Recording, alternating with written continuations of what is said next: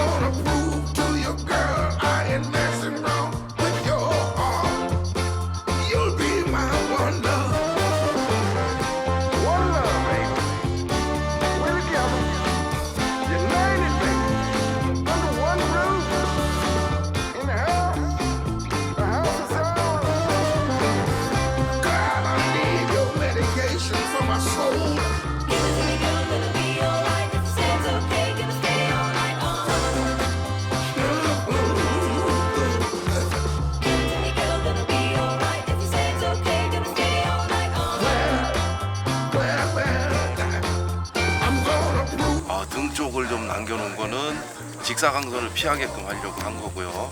배 쪽은 다 밀었어요, 깨끗하게. 이거는 이제 여름에 우리 아이들의 냉감 유지를 위해서.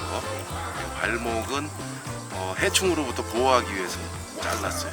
밑에서 올라오는 진드기라든지 어떤 해충들이 못 올라오게 차단 역할을 하고.